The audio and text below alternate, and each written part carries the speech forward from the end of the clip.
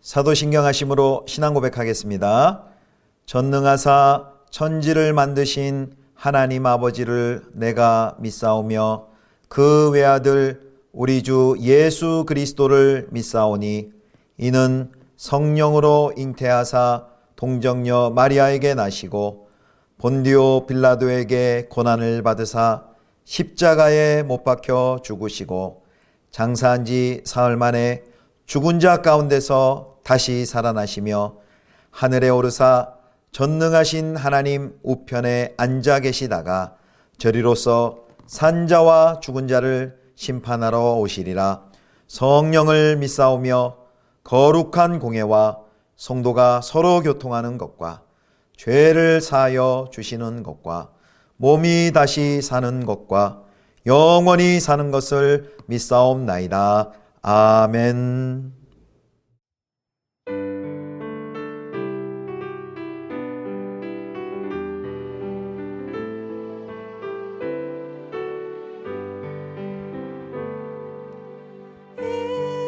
인내하신 그새 주여 내가 비오니 죄인 오라실 때에 날 부르소서. 주여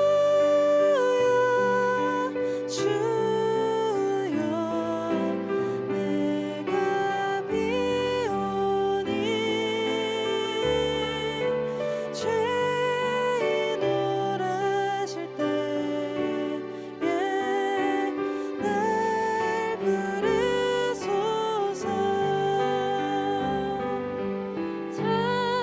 자비하신 보좌 앞에 울어 엎드려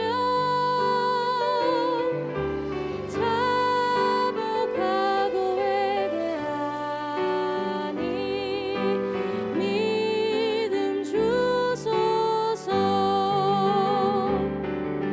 주여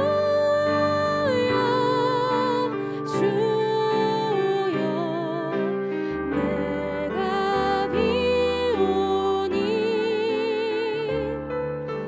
죄인 오라실 때에 날 부르소서. 주의 공로 의지하여 주께 가오니 상한 마음을 고치시고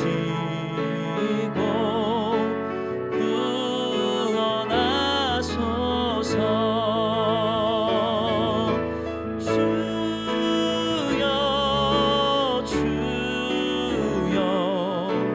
내가 비오니 죄인 오라실 때에 날 부르소서.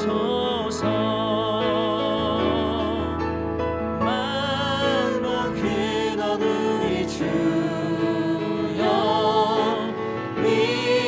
위로하소서. 우리 주와 같으시니 어디 있을까.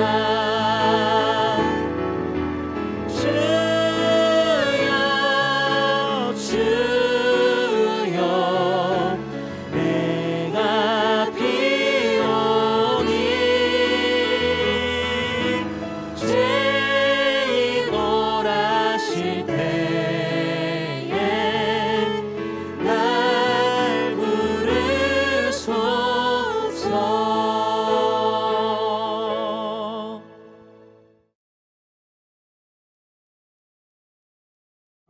아론은 자기를 위한 속죄제의 수송아지를 들이대 자기와 집안을 위하여 속죄하고 자기를 위한 그 속죄제 수송아지를 잡고 향로를 가져다가 여호와 앞 제단 위에서 피운 불을 그것에 채우고 또 곱게 간 향기로운 향을 두 손에 채워 가지고 휘장 안에 들어가서 여호와 앞에서 분향하여 향연으로 증거계 위 속죄소를 가리게 할지니 그리하면 그가 죽지 아니할 것이며 그는 또 수송아지의 피를 가져다가 손가락으로 속죄소 동쪽에 뿌리고 또 손가락으로 그 피를 속죄소 앞에 7번 뿌릴 것이며 또 백성을 위한 속죄제 염소를 잡아 그 피를 가지고 휘장 안에 들어가서 그 수송아지 피로 행함같이 그 피로 행하여 속죄소 위와 속죄소 앞에 뿌릴지니 곧 이스라엘 자손의 부정과 그들이 범한 모든 죄로 말미암아 지성소를 위하여 속죄하고 또 그들의 부정한 중에 있는 회막을 위하여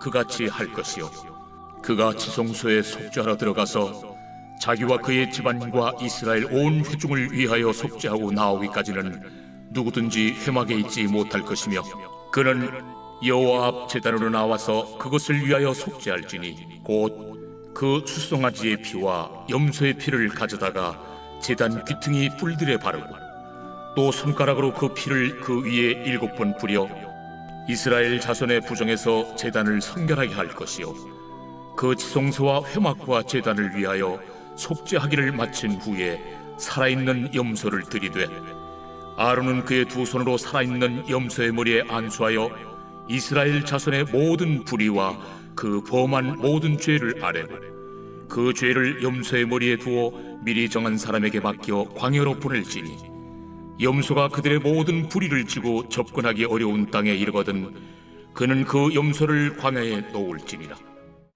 성도 여러분, 좋은 아침입니다. 오늘도 하나님과 동행하는 복된 하루 되시기를 축복합니다. 오늘 본문은 레위기 16장 11절부터 22절까지 속죄일, 영적 대청소의 날, 이런 제목으로 하나님 말씀 함께 묵상하겠습니다. 어제 본문은 대속죄일을 준비하는 절차에 대해서 말했다면요, 이제 오늘은 그 소개된 모든 절차에 따라서 실제로 이제 아론이 진행하는 내용이 나옵니다. 그러니까 계획이었다면 오늘은 실행. 그러니까 사실은 계획한 대로 실행했기 때문에 오늘 내용도 보면 어제 내용이 계속 반복된다고 보시면 되겠습니다. 자, 먼저 11절부터 14절까지 대제사장의 정결을 위한 제의인데요. 자, 12절 말씀 봅니다. 향로를 가져다가 여호와 앞 제단 위에서 피운 불을 그것에 채우고 또 곱게 간 향기로운 향을 두 손에 채워가지고 휘장 안에 들어가서, 자, 대제사장이 이제 가장 안쪽 지성소에 들어가기 전 먼저 해야 할 일이 있습니다. 그것은 향을 피워서 속죄소가 눈에 보이지 않을 정도로 지성소 안을 연기로 가득 덮게 됩니다. 속죄소가 어디입니까? 속죄소라는 건 지성소 안에 언약궤가 있고 그 언약궤 위에 그룹이 두 날개를 연하여 있는데 그 언약궤 위에 바로 뚜껑 부분이 거기가 속죄소라 그랬죠. 거기 하나님이 임재하시는데 그 속죄소가 있는 언약궤가 있는 그 지성소 안이 그 연기로 가득히 차도록 해야만 합니다. 그래서 13절 보면 향연으로 증거계 위 속죄소를 가리게 할지니 라고 했습니다. 그리고 이 향로의 향은 반드시 성막들에 있는 제단에서 번제단에 있는 불을 가지고 피워야만 했습니다. 레위기 10장 1절에 아론의 두 아들 나답과 아비후가 그 제단의 불을 사용하지 않고 다른 불을 들였다가 죽임당한 예를 우리는 잘 알고 있습니다. 자, 여기 이제 연기, 향연으로 히브리 단어가 연기, 향연으로 번역된 히브리 단어가 아난인데요. 바로 이게 구름을 뜻합니다. 구름. 자, 그래서 2절에 언급한 같이 하나님께서 속죄소 위 구름 가운데 나타나신다 하고 말씀하신 것과 이제 아주 잘 이제 어울리죠. 예. 자, 그 다음에 이제 또 하나님께서 시내산 정상에 임하실 때, 그리고 성막을 완성한 이후 하나님께서 지성소에 임하실 때 이 구름, 연기, 뭘 상징합니까? 하나님의 가시적인 임재를 나타내는 상징입니다. 그래서 이 구름은 죄인된 백성들이 하나님을 직접 보지 못하도록 하는 그런 안전장치라고 할 수 있습니다. 이제 대제사장의 속죄를 위한 성결 의식이 거행이 됩니다. 수송아지를 제단 앞으로 가져와서 그 위에 손을 얹어 안수를 하고요. 그리고 죄를 고백하고 그 수송아지를 제물로 잡습니다. 그리고 이제 수송아지의 피를 이제 지성소 안에 속죄소까지 가지고 들어갑니다. 그리고 속죄소의 동편에 뿌리고 다시 속죄소 앞으로 와서 7번 피를 뿌립니다. 보통 이제 사장에 레위기 사장에 나와 있는 속죄제 제사와 다른 것은 속죄일에는 그 수송아지 피를 가지고 지성소까지 들어가서 속죄소에 뿌린다면 그거 속죄일 레위기 사장의 그 규례를 보면 그 속죄소까지 들어가지 않고 그 휘장 성소에 있는 휘장에 있는 그 성소 안에 뿌리는 것을 볼 수 있습니다. 그것이 차이입니다. 이렇게 속죄일에 지성소까지 들어가서 대제사장이 수송아지를 자기를 위하여서 뿌리는 것은 그렇게 하는 이유는 그 백성들의 죄와 또 부정결로 인해 더럽혀진 자신과 백성들의 죄로 인하여 더럽혀진 그 성소를 깨끗게 정결케 하기 위함입니다. 자, 그 다음에 먼저 수송아지를 통해서 수송아지를 제물로 드리며 자신을 정결케 하는 성결의식을 했다면요. 다음은 이제 백성들을 위한 정결의식이 15절부터 19절까지 기록이 되어 있습니다. 자, 앞에 소개된 것처럼 이 염소를 2마리를 가지고 오는데요. 그 중에 제비를 뽑아서 한 마리는 제물로 선택을 하고요. 한 마리는 거기에 안수를 하고 아사셀 염소로 이제 광야로 내보내게 됩니다. 자, 순염소를 잡고 마찬가지로 곧장 휘장한 성소, 지성소에 들어가서 염소의 피를 속죄소 위와 속죄소 앞에 뿌립니다. 그 목적이 16절에 나와 있어요. 자, 16절. 곧 이스라엘 자손의 부정과 그들이 범한 모든 죄로 말미암아 지성소를 위하여 속죄하고 또 그들의 부정한 중에 있는 회막을 위하여 그같이 할 것이요. 여기도 그렇게 돼 있죠. 여기서 강조점은 뭐냐면요. 이스라엘 자손의 부정과 그들의 범한 모든 죄가 아니라 그것으로 인해서 그것으로 말미암아 지성소를 위하여 속죄하고, 즉 지성소와 성소가 더럽혀진 백성들의 죄 때문에 지성소와 성소가 더럽혀졌기 때문에 그것을 정결케 하기 위한 목적입니다. 그것이 바로 피뿌림의 목적입니다. 자, 그 다음에는 이제 지성소에서 이제 피를 뿌린다면요. 그 다음에는 지성소에 나온 다음에 수송아지의 피와 그 염소의 피를 이번엔 섞습니다. 섞은 다음에 그것을 어디에 바르냐면 성소에 있는 분향단의 뿔에 바르고 그 위에 7번 뿌립니다.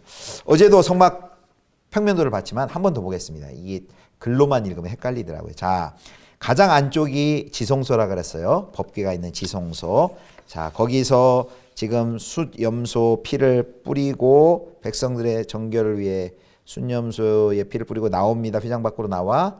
그리고 분향단이 나오는데 거기에는 바로 수송아지의 피와 염소의 피를 섞어서 성소의 그 분향단의 뿔에 바르게 됩니다. 자, 이거는 오늘 본문의 16장에 나오지 않아요. 출애굽기 30장 10절에 나와 있습니다. 자, 그 다음에는 이제 성소 밖으로, 성막문을 향해 성소 밖으로 나오면 성막들이 나오죠. 이번에 또 해야 될 일이 있습니다. 이번에는 회막마당으로 나와서 번제단 귀퉁이 뿔들에 바릅니다. 오늘 18절에 나와 있습니다. 번제단에 그 네 귀퉁이 뿔에 바르고, 그리고 손가락으로 피를 그 위에 7번 뿌립니다. 자, 이렇게 보면 이제 가장 안쪽에서부터 지성소에다 피를 뿌리고 성소에다 피를 뿌리고 그 다음에 나와서 번제단, 물론 성소에서도 분향단에 네 뿔에다가 피를 바른 다음에 피를 뿌렸죠. 나와서 성막들의 번제단에도 피를 바르고 뿌리는 의식을 합니다. 안쪽부터 바깥까지 이렇게 정결 의식을 함으로 이제 마무리를 짓습니다. 자, 우리가 계속 강조하지만 1년 동안 이스라엘 공동체가 미처 해소하지 못한 죄가 성소에 쌓였고, 부지 중에 부정한 채로 예배하러 왔다가 제사 드리러 왔다가 백성이 무심결에 성소를 오염시켰는데 그 바로 대속죄일 그 하루를 통해서 이런 모든 죄를 정결케 해서 하나님의 언약 백성으로 회복시키셔서 완전히 새롭게 시작할 수 있게 한 날이 바로 음력 7월 10일 대속죄일 또는 속죄일입니다.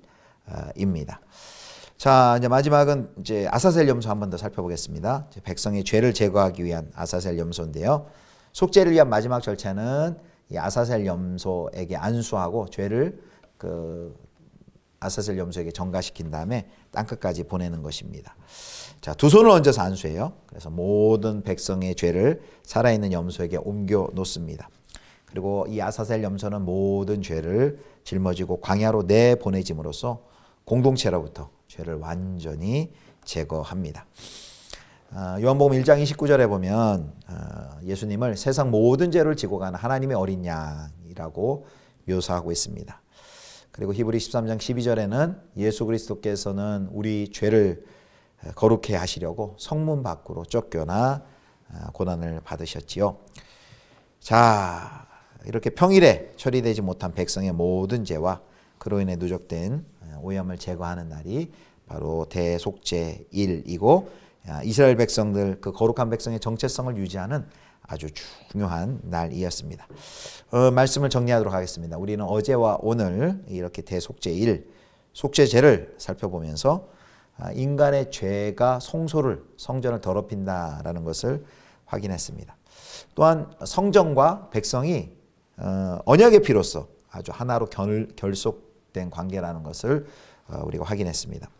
이제 구약의 성전 오염론이 있는데요. 바로 성전과 백성이 피로 연결되어 있었기에 그 백성이 죄를 지으면 성전이 오염되었고, 역으로 성전이 깨끗게 되면 백성이 깨끗게 되어 속죄가 되었습니다. 그런데 예수님께서는 바로 새 언약을 체결하심으로써 이제는 성전과 백성이 분리되는 것이 아니라 하나로 통합시키셨습니다. 이제 더 이상 백성 건너편에 성전이 어디 따로 존재하는 것이 아니고 바로 하나님의 백성이 곧 성전이요, 성전이 곧 하나님의 백성이 되는 새로운 시대를 예수님께서 여셨습니다. 그래서 이제 사도 바울은 그것을 고린도전서 3장 16절 17절에서 바로 이것을 말하면서 그 성전 오염의 교리를 그대로 교회에 적용하고 있습니다. 자, 고린도전서 3장 16절 17절입니다. 너희는 너희가 하나님의 성전인 것과 하나님의 성령이 너희 안에 계시는 것을 알지 못하느냐. 누구든지 하나님의 성전을 더럽히면 하나님이 그 사람을 멸하시리라. 하나님의 성전은 거룩하니 너희도 그러하니라. 아멘. 방금 읽은 17절이 바로 성전 오염의 교리를 안 사도 바울이 하는 말입니다. 바울은 신자가 악독함, 범죄함으로 부도덕으로 거룩한 교회를 심각하게 더럽히면 여전히 신약의 시대에도 하나님께서 그를 멸하실 것이다 라고 경고를 합니다. 하나님의 성전인 교회는 바로 거룩한 공동체이기 때문입니다. 하나님의 교회, 하나님의 공동체를 심각하게 오염시키는 일이기 때문입니다. 범죄함이. 따라서 우리는 나의 죄가, 우리 개인의 죄가 주님의 몸된 교회를 더럽힌다라는 사실을 우리가 깊이 인지해야만 합니다. 그래서 이것을 안다면 죄와 또 회개에 대한 인식이 새로워져야만 합니다. 죄는 단순히 그냥 나 개인의 문제로 끝나지 않고요. 성전된 그 공동체 전체를 더럽히는 결과를 낳게 됩니다. 그래서 우리 자신의 죄를 돌아보고 회개할 뿐만이 아니라 이 다른 사람의 죄에 대해서도 우리 공동체가 책임을 가지고 함께 회개의 눈물을 흘려야 합니다. 그래서 주기도문, 우리가 요즘에 강해를 하고 있지만요, 주기도문의 그 단어는 다 우리로 되어 있습니다. 우리가 우리에게 죄 지은 자를 사하여 주옵시고, 우리를 사용하고 있습니다. 공동체의 치유와 회복을 위해서 우리가 함께 기도해야 할 책임이 이 하나님 나라 백성 공동체에 속한 우리에게는 그 책임이 있습니다. 아무쪼록 어제와 오늘 대속죄일 또 속죄제에 관한 본문을 통해서 먼저는 우리 주 예수 그리스도의 단번에 또 영원한 속죄의 제서로 말미암아 우리가 얻은 이 신분이 얼마나 존귀하고 얼마나 큰 은혜인지를 깨닫는 은혜가 있었으면 좋겠고요.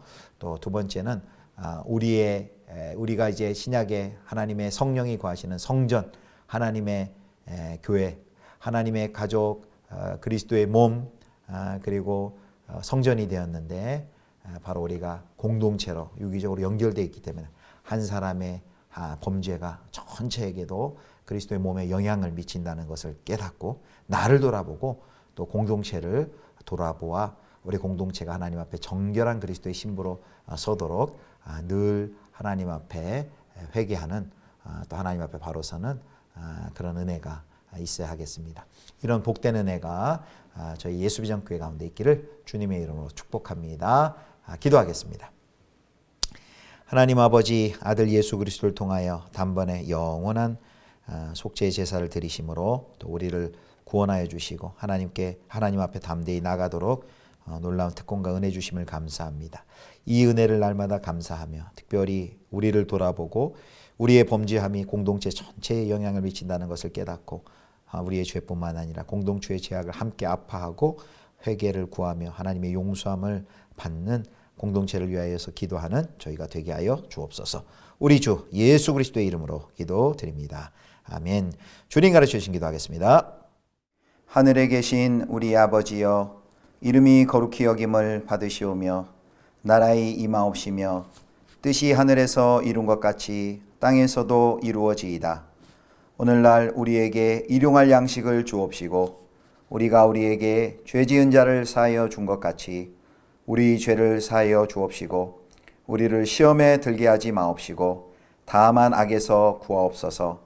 대개 나라와 권세와 영광이 아버지께 영원히 있사옵나이다. 아멘.